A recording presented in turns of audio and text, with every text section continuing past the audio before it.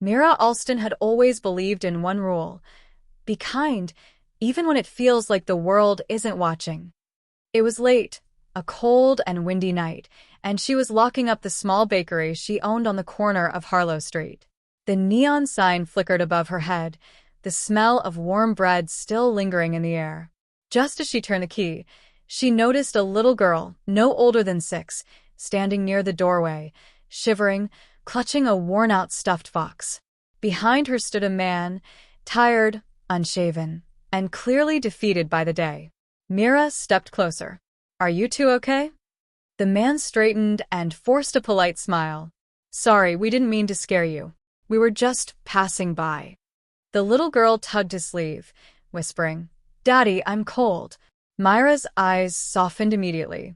"Come inside," she said. "I still have the ovens warm." The man hesitated, almost ashamed. "I don't want to bother you. We just needed a place to sit for a minute." "You're not bothering me." She pushed the bakery door open again. "Please." Inside, she wrapped a small blanket around the girl's shoulders and offered them 2 cups of warm cocoa. The man watched her gestures with disbelief, like he wasn't used to kindness. "I'm Mira," she said gently. "And you two are?" He cleared his throat. "Evan. This is my daughter, Lila." The girl smiled shyly, hugging the stuffed fox tighter. "Beautiful names," Mira said.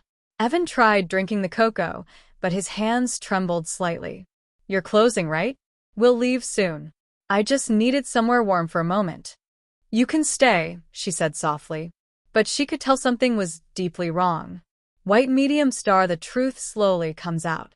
While Lila devoured a sugar cookie Mira handed her, Mira noticed Evan's boots, muddy, cracked, and the backpack at his feet worn thin from years of overuse.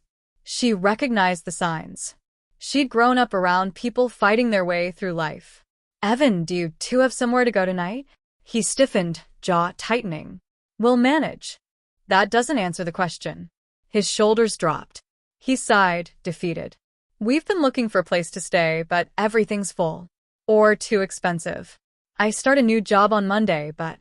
He looked away, ashamed. "Tonight's just tough." Mira felt her chest tighten. "You and Lila can stay at my house tonight," she blurted without thinking. Evan's eyes widened. No, I can't accept that. You don't even know us." "Your father trying to keep his daughter warm," she replied gently. "That's all I need to know." Lila looked up with big, hopeful eyes. "Daddy, please?" He exhaled, defeated by honesty and his daughter's need. "Okay. Thank you. For real, thank you." White medium star, one night that changed everything. Mira drove them home in her small blue car. Lila fell asleep in the back within minutes. At Myra's house, she prepared the guest room, set out fresh blankets, and reheated leftover soup. Evan stood awkwardly in the doorway. "You shouldn't do this for strangers," he said quietly. Mira smiled. "Maybe. But you're not strangers anymore." He looked at her like he wanted to say 1,000 words but didn't know how. That night, after they settled in, Mira stood in the kitchen washing dishes. She heard soft footsteps. "Evan. I just want to say," he murmured, "you might have saved us tonight." She turned to him. "Everyone deserves a safe night." Evan looked down. "My wife died 3 years ago. It's been just me and Lila since. I'm trying. I swear I'm trying. But some days..." His voice cracked. "Some days I feel like I'm failing her." Mira placed a hand on his arm. "You're not failing. You showed up, exhausted, freezing, with no guarantees, and you still held her hand the whole time. If that's not strength, I don't know what is." A tear fell down his cheek. He wiped it quickly, embarrassed. "Sorry. Never apologize for being human." White medium star, the morning that revealed everything. The next morning, Mira left early for work. Evan insisted on cleaning the kitchen and folding the blankets neatly before leaving with Lila. When Mira arrived at her workplace, the corporate office of Brookstone Foods, everyone was buzzing. Her boss, Mrs. Lanford, rushed up to her. "Mira, the new CEO is arriving today. Be ready. He wants to meet every department head." Mira nodded nervously. She worked in product development, and meeting the CEO wasn't an everyday event. She stood in the conference room with others when the door opened. Everyone turned, and Myra's entire world stopped. Evan walked in, clean-shaven, wearing a perfectly tailored suit, confident, professional, unrecognizable, yet completely the same. Lila, in a tiny dress, clung to his hand. Mrs. Lanford announced, "Everyone, please welcome our new CEO, Mr. Evan Hayes." Mira nearly dropped her folder. Evan's eyes met hers. A slow, knowing smile curved on his face. He stepped forward and said, loud enough for the entire room, "I'd like to start today by thanking someone in this room, someone who reminded me that kindness still exists." Every head turned. Evan continued, "Last night, when I had nowhere safe to take my daughter, someone opened their home to us without hesitation. Someone who treats people, employees or strangers, with genuine humanity." He pointed directly at Mira. "That someone is Miss Mira Alston." A gasp filled the room. Myra's heart hammered. Evan approached her. "You gave my daughter safety, and you gave me hope." He paused, eyes warm. "And I intend to return that kindness starting today." The room erupted in applause. But Mira stood frozen, because she had no idea how much her life was about to change next. The room slowly calmed after the applause, but Myra's heart was anything but calm. She stood stiffly, her palms cold, her mind replaying every moment from last night, every conversation, every gesture, every warm cup of cocoa. She had helped a man she thought had nothing. But he was a CEO. Her new CEO. Evan's eyes held hers, full of something she couldn't read, gratitude, admiration, something deeper. She lowered her gaze, cheeks warming. He walked toward her, lowering his voice so only she could hear. "I didn't want to lie," he said softly. "And I didn't want you to treat me differently. Last night, I just needed to be a dad trying to protect his little girl." She nodded slowly. "I didn't help you because of who you were, Evan. I helped you because of who you are." His smile softened. "And that," he whispered, "is exactly why you made an impression no one else ever has." White medium star a new kind of tension. The meeting ended, but the eyes of the entire department followed Mira everywhere she went. Whispers filled the hallways. Did she know him? How close are they? She let him stay at her house. This could change everything for her. Mira felt heat rise to her cheeks. She wanted none of the attention. She slipped away to her department office, hoping for silence. But silence didn't come. A gentle knock sounded on the door. She turned. Evan stood there with Lila holding his hand. "May we come in?" he asked. Mira swallowed and nodded. Lila ran straight to her and hugged her legs. "Miss Mira, Daddy said you saved us." She looked up with wide eyes. "Are you an angel?" Mira laughed softly, crouching down. "No, sweetheart. Just someone who cares." Evan watched them with a softness that made Myra's chest feel strange, warm, fragile, alive. "I wanted to talk," he said quietly. Mira stood. "About last night?" "About everything," he corrected. White medium star, Evan's truth. He sat across from her, Lila coloring quietly on a corner table. "I didn't want to hide who I was," he began, "but I also didn't want my first meeting here to be about power or authority." Mira nodded. "I understand."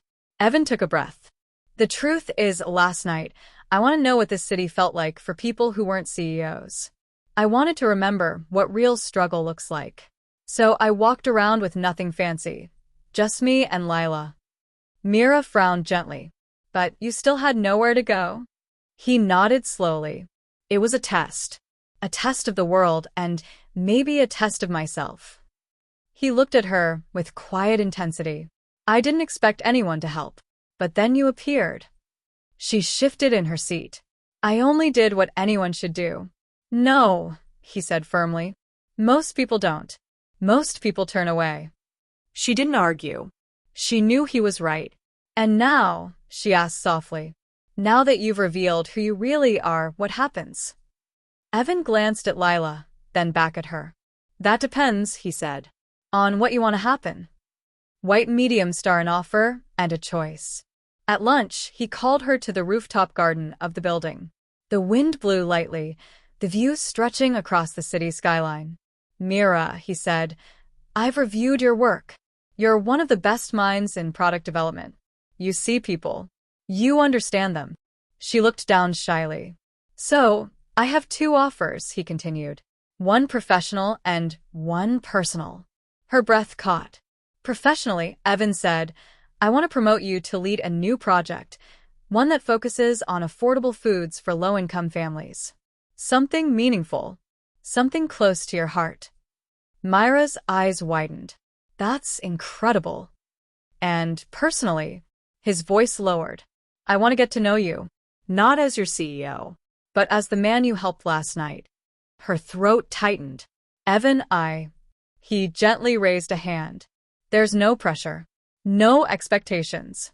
You can decline anything, either offer, and I'll still respect you. But I needed to be honest. Mira took a slow breath. How do I know this isn't just gratitude, she whispered. How do I know you're not saying this just because of last night? Evan stepped closer, his voice steady. Because I've been CEO of 3 companies, and I've met thousands of people. But only one person opened her home to me without knowing anything about me. He held her gaze. And only one person made my daughter sleep peacefully for the first time in weeks. Her eyes softened, her heart trembling.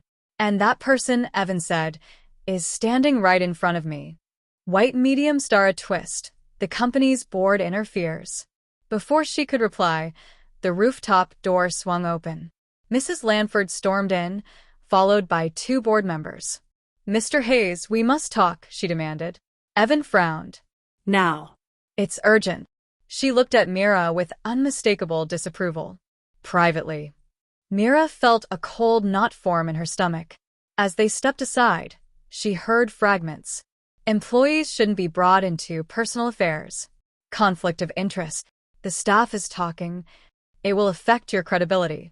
Evan's voice remained calm but firm. My personal life is not up for committee vote. It will be, one board member snapped, if it affects the company image. Myra's heart twisted painfully. Was she ruining everything for him? When they returned, Evan's jaw was set, tension stiff in his shoulders. Mira, he said quietly, they want me to keep distance from you. At least publicly. For now. She nodded slowly, forcing a smile, even though her chest felt like it was cracking. I understand, Evan, she whispered. I don't want to cause trouble. He exhaled deeply. You're not the trouble. You're the reason I'm still standing. Lila ran over to Mira, hugging her again before leaving with her father. Will we see you soon? Lila asked with hopeful eyes. Mira swallowed the lump in her throat. Yes, sweetheart. You will. But she wasn't sure if it was true. White medium star the ending, and a new beginning. 2 weeks passed. Evan respected the board's demand but secretly found ways to talk to Mira, short morning coffees, shared lunch breaks, little moments that felt sincere and quiet. But he did something bigger. He approved Myra's promotion. He assigned her to lead the new project.